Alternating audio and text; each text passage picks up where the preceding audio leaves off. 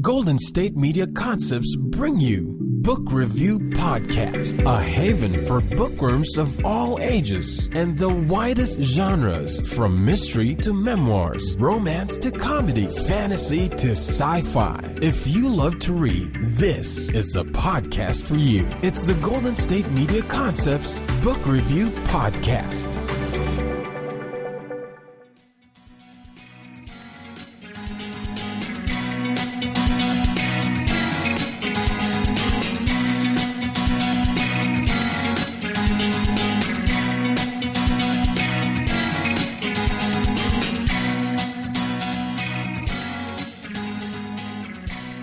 Hello and welcome to the GSMC Book Review Podcast, brought to you by the GSMC Podcast Network.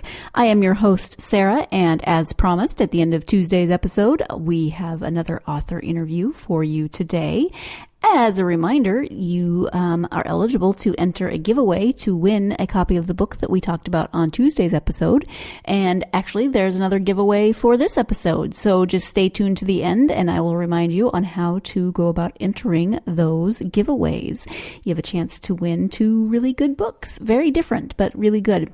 So today I am interviewing Jennifer Wilck about the third in her series of books. This one is called Learning to Love, and it is about Dina and Adam. Dina Jacobs is a single librarian who has never fit in due to her off-the-charts intelligence, frizzy hair, and rounder than socially acceptable figure. She left her past behind until she receives an invitation to her 10-year high school reunion, and all her insecurities return. Adam Mandel is a single corporate attorney who just missed his 3rd deadline at his father's law firm, the law firm where he is up for junior partner. With his reputation on the line, Adam needs all the help he can get to convince his father that he deserves the promotion. When Dina and Adam run into each other on a deserted road, Dina thinks Mr. Flashy Pants can't possibly be interested in someone like her. Adam thinks Dina is just the person to help him improve his reputation. Lies and insecurities force them to take a look at themselves. Can they trust each other to look beyond the surface?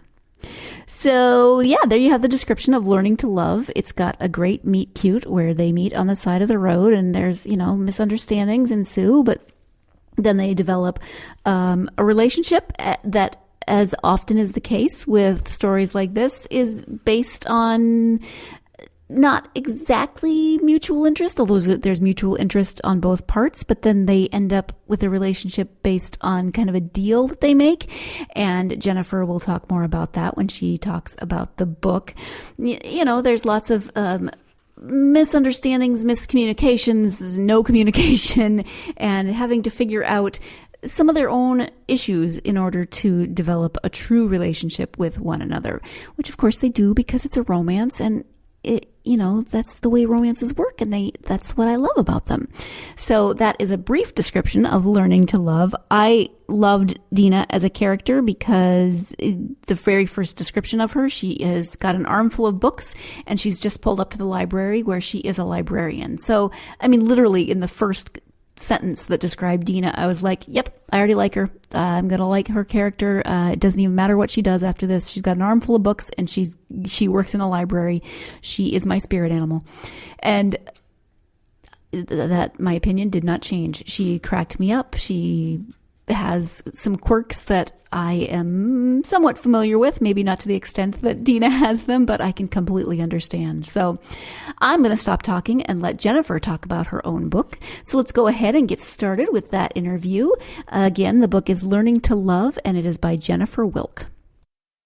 Hi, Jennifer. Welcome to the podcast. Hi, Sarah. Thanks so much for having me. Today we are going to talk about your new book, Learning to Love. But before we get to the book, if you could share just a little bit about yourself so my listeners can get to know you, that would be great. Sure. I'm a writer from New Jersey. I am published with the Wild Rose Press, and I also do a little self-publishing. I have 2 teenage daughters, one of whom is in college, one of whom is just about to be. I'm married, and we have a rescue dog who pretty much runs the house. Thank you so much for that. So as I said, we are here to talk about your new book, Learning to Love. Can you tell us a little bit about the story?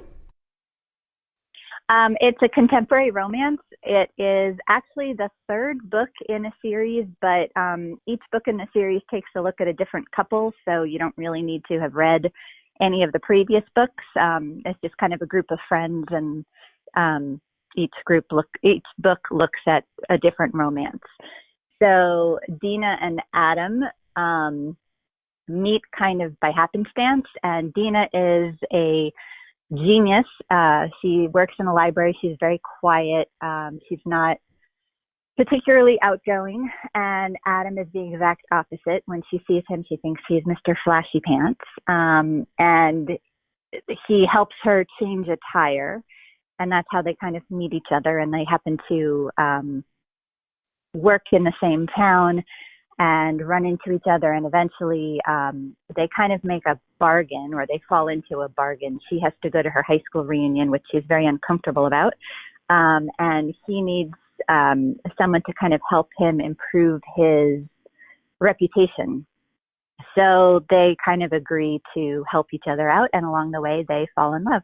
Yes, they do. So did you have a particular inspiration for this story? I did, actually. So Adam is a character who appeared briefly in the other two books. He was more of like a friend, and he was kind of a shallow guy. He's kind of a player. But I always knew I eventually wanted to do something with him, and I wanted to like find his soul and really dig down deep and make him have a lot more depth than he portrayed, and then kind of figure out, well, why doesn't he show that off very often? So he's always been in the back of my mind. But I don't know if anybody else does, but I watched the show Criminal Minds, and there is okay, so it's not a murder mystery at all, but there's a character, Spencer Reed, who is also a genius, and he knows everything about everything. Anytime he just spouts facts constantly. And so my character of Dina, whenever she's uncomfortable, which happens quite often, she spouts random facts that she knows. Yes. So Adam will be leaning over to kiss her. She gets uncomfortable, and she'll start talking about, did you know the first kiss was blah, blah, blah. And so she really kind of provided, so that was my inspiration for her. And then it kind of took off from there, and she was a lot of fun to play with. So what kind of research did you do, especially in terms of all of Dina's random facts, or are those in your head already? No, I had to find a lot of things. I did a lot of research on the internet, thank goodness for Google. Pretty much any time there was any situation, I just sort of looked at it and said, okay, what can she pull out of here? So when she meets his father for the first time, he's this very overbearing and very straight-laced man, very disapproving of everything. And he starts pouring some whiskey. So she starts telling him about, well, if you laid all the whiskey bottles end to end, they would, circle the globe however many times. And so I, looked up like random facts about whiskey and random facts about chocolate and the first baseball game. And it was a lot of fun to do research about that, because there's always something I need to research, but it's not like I'm writing an historical romance where I need to research the time period. So, I kind of am comfortable in where I'm setting the book. So there's not a ton that I have to do. I might have to research, some of the professions. So I actually did have to look into being a librarian and what that entails. And it's more than just shelving books. But the researching those facts was very entertaining. I bet. I loved all the random facts that she spewed. Speaking of random facts, did you know that when you sign up for Audible, you get a 30 days free trial, and with that 30 days, you get a free audiobook? Again, I know I keep saying it, but what's not to love? We have been talking about Audible, and I have been talking about how much I love Audible. I listen to audiobooks all of the time.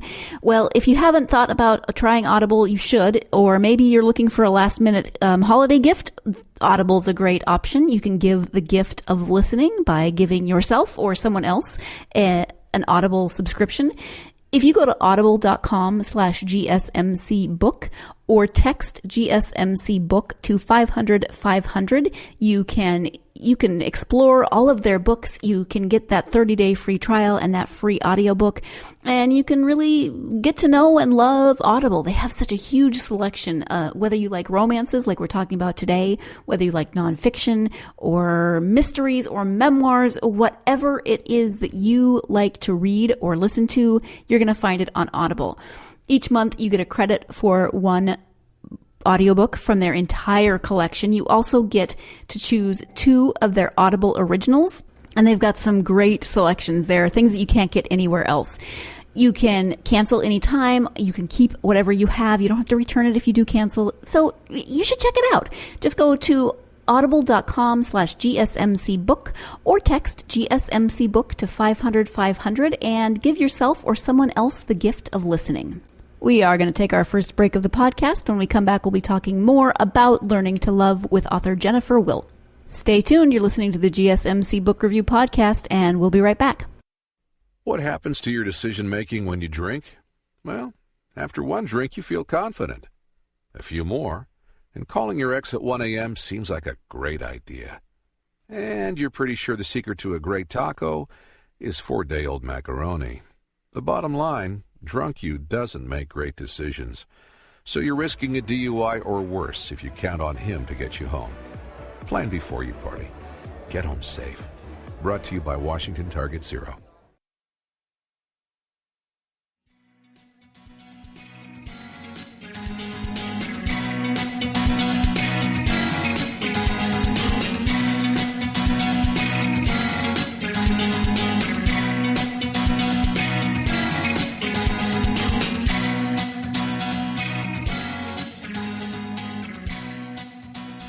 Welcome back to the GSMC Book Review Podcast. I am speaking today with Jennifer Wilck about her book, Learning to Love. Let's go ahead and get back to that interview. So talk a little bit more about Dina and Adam as the main characters. What about them do you think might resonate with readers? Well, this is one of my books where the characters are Jewish. And so they're not ultra religious by any means. They're, no different than anyone else. As far as lifestyle goes, but there is some religion that plays into it. I always find that a little interesting to do. I love reading books with characters of different, nationalities or cultures or whatever. And since I'm Jewish, it was kind of nice to have characters that I understand. So they are Jewish. And you'll see that on a Friday night, they'll go to temple and then they'll do something else, or, she'll say a blessing over a candle or something. The other thing, Dina is not like the other heroines that I've written before. She's not the typical romance heroine where she's perfect.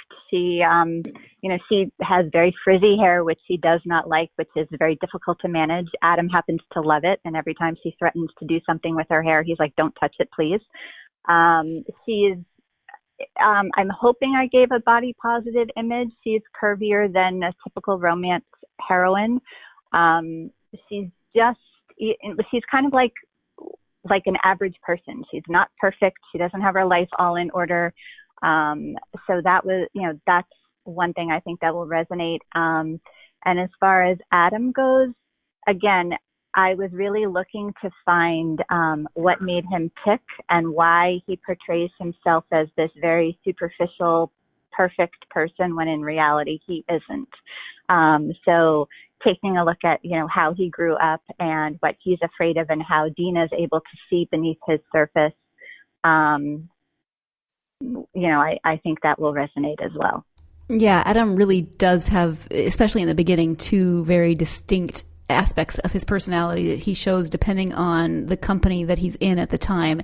And it had to have been frustrating. It was frustrating as a reader. It has to be frustrating for Dina as a character. So you mentioned location as well as your being Jewish. Are there any other autobiographical elements in the book or the characters? I usually try to put like a little piece of I usually try to put a little something in there. For instance, in one book that I wrote, The grandmother makes stuffed cabbage, and that was something that my great-grandmother would always make. So like that's something of mine. In this one, I don't think the only biographical thing would be he went to school in St. Louis, and so did I. Okay. Thank you for that. You also mentioned that this is the third in a series, that they're standalone novels, but they have connections. Can you talk a little bit about the other two books in this series then? Sure. The series is called the Serendipity series. It's got two books previous to it. The first one was Addicted to Love, and the second is 5 Minutes to Love. So the titles kind of connect. Addicted to Love is with two characters, Hannah and Dan. Dan is a widowed father of a teenager, and Hannah is younger than him by about 10 years. And they meet at a local Jewish community center. And Hannah lives with her grandmother, and there's some addiction that plays into it on both Dan's part and on Hannah's brother's part. And it takes place in Hoboken. And then 5 Minutes to Love is Hannah's best friend, Aviva, and Adam from this current book, his best friend, Jacob. And so those two characters meet over a failed speed date. They go to a speed dating event. They're both dragged to it, and neither one of them wants to be there. So when they meet each other during their 5-minute time period, they plot an escape. And that's how they meet. I think I would plot an escape from speed dating too. I'm sure it works, but it sounds horrifying to me. I know. Me too. I noticed that the cover for these three books all are fairly similar. The characters are touching foreheads on the covers. Was that your idea, or did you have someone else design them, and did they come up with that as a concept? The Wild Rose Press does their covers on their own. As when we get our contracts, we also fill out an art sheet. So we describe the hero and heroine. We mention any particular themes in the book. So, for example, in 5 Minutes to Love, I said, this is a speed dating thing, so a clock would be awesome. But beyond that, I don't get very much control. I did say that since the books are connected, I would like the covers to look to have a similarity among them so that you can see that they go together. And so my cover artist did a beautiful job, and she, made each book, even though they came at different times, similar enough so that you can see. So I'm pretty confident that the hero and the heroine touching foreheads was intentional. The interesting part of that was my publisher changed the way they do covers in between book 2 and book 3, and said, we're kind of revising our system, and we're revising what our covers are going to look like. And, that's what's happening. And I said to myself, oh my goodness, I'm in the middle of a series. And if this turns into like some, oh my gosh, like I really need them to look at least similar to each other. And then they showed me the cover for Learning to Love, and I breathed a sigh of relief, and I was like, oh, I love this. It's beautiful. Thank you. And okay, it again is similar enough to the other two. It works. Thank you. Right. That had to have been a relief. What's next? Are there other books in this series? I think this series is pretty much done. I mean, I would still, I write, some of the books I write are Jewish and some are not. So I would still write some books that, feature Jewish characters. But as far as this series goes, I think this one is done. I'm currently working on another series that it's still in the really early stages. It's projected to be 4 books. It's about 4 very, very wealthy men who have more money who are at the tops of their fields, and they have more money than they know what to do with for themselves. So they're all best friends, and they pool their money into a fund for philanthropy. And so each book deals with each man and then the woman that they meet. Okay, thank you. Let's talk a little bit about writing in general. Is it something that you've always wanted to do, or did you come to it later in life? How'd that work? I've always loved writing. I was never really a math and science person. I was always, the English type of person. And I loved writing even even when I was a child. And I didn't know, it wasn't something that I said, oh, this is what I'm going to do as a career. Although when I was working in other fields, I was, for a time, I was working, I was a magazine editor and I was in public relations. So I was always doing something with writing. And then once my kids were born and I was home, I needed a way to express myself and just kind of, get a little break. And so when they were asleep, I was writing. And in 2006, I wrote my first book, and it took a long time to get published. There was a lot of editing and rewrites and contest submissions and critique partners. And then it was published in 2011, I believe. Okay. And then I've been writing since then. Wonderful. Hey, I need to jump in here and interrupt one more time. And I'm going to talk to you about Audible again. Audible.com/GSMC book. Or if you text if you text GSMC book to 500-500, you can get a free audiobook. You can get a 30-day free trial. And with that 30-day free trial, you get a free audiobook. Is there something that you've wanted to check out on audiobook for a while? Take advantage of this deal. Go to audible.com/GSMC book or text GSMC book to 500-500 and start your free trial. They have a huge selection. You can find all sorts of things. I love to listen to audiobooks during my commute while I'm working out. They have romances like we're talking about with Jennifer today. They have mysteries, memoirs, self-help books, fitness programs. They have Audible originals that you can't find anywhere else, and you get to choose 2 Audible originals every month in addition to the one title that you get every month that you can choose from their entire catalog. It's a great deal. You should give yourself or you should give someone else the gift of listening this holiday season. Again, go to audible.com/GSMC book or text GSMC book to 500-500. Start that free trial, get your free audiobook, and give yourself or someone else the gift. Let's go ahead and take our second break of the podcast. Stay tuned. You're listening to the GSMC Book Review Podcast, and we'll be right back. What happens to your decision-making when you drink? Well, after one drink, you feel confident. A few more, and calling your ex at 1 a.m. seems like a great idea. And you're pretty sure the secret to a great taco is 4-day-old macaroni. The bottom line, drunk you doesn't make great decisions. So you're risking a DUI or worse if you count on him to get you home. Plan before you party. Get home safe. Brought to you by Washington Target Zero.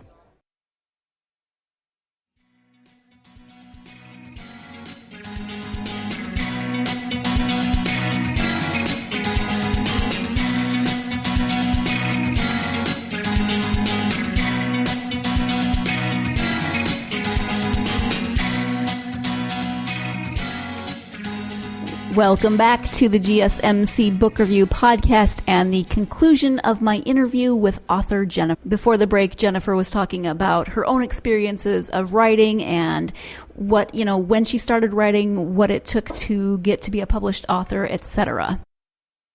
Out of your own experience, then, do you have advice for aspiring authors? You know what? I think the best advice is, number one, to learn as much as you can about the craft. Make sure that you, in addition to just, good grammar and good punctuation, different genres have different styles of writing. So whatever you're going to write, read that genre so you understand how it works. Take classes, join associations, talk to people, get comfortable showing your work to people, whether it's through contests or finding someone to critique you, or a beta reader, and then just write and don't give up. Take to heart the comments that people give you and decide whether sometimes the comments that are given are necessary to take. Other times they're more subjective. So as long as the comments you're given are going to make your work better, take them and use them to make a better product and just keep writing. and get inspiration wherever you can. Don't just sit at your computer all day. But just, don't give up. Which, when you think about it, is good advice for most areas of life. When you read, do you have favorite authors or genres? What do you like to read when you have the time? I read a little bit of everything. I just read Sonali Dev's A Bollywood Affair, and it is, I think, my number one all-time favorite book. I absolutely loved it. It's a romance. She's Indian, and it takes place in the U.S. and in India, and I felt like I was right there. It was just so enthralling. I absolutely loved the book. So she's my current new favorite author. I also like reading mysteries. L.A. Chandler has a great Art Deco series. She's phenomenal.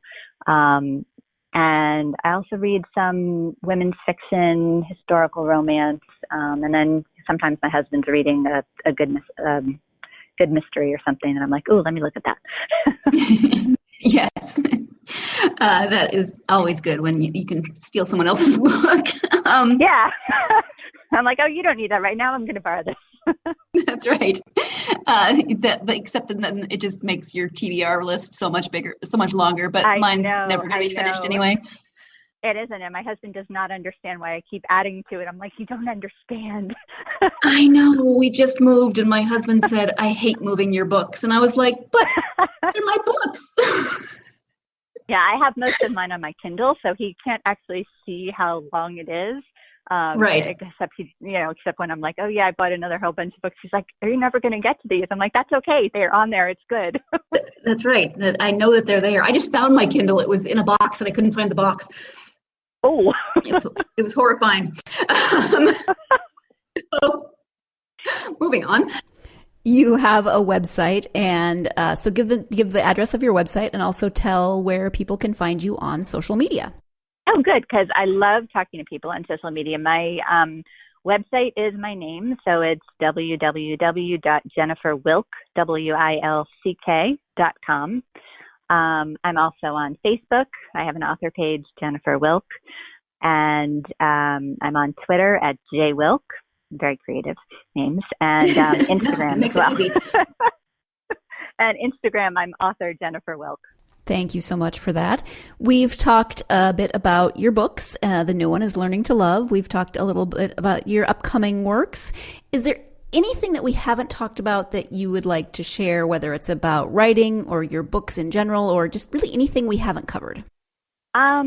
I think just as far as the Jewish element goes, like I said, I love reading about all different, people and whatever, but I also like to see myself sometimes in them, to see things that I relate to. And so as much as, so when I chose to write some of my books with Jewish characters, it was just to kind of make it mainstream and kind of weave the Judaism in, as opposed to making it a tutorial.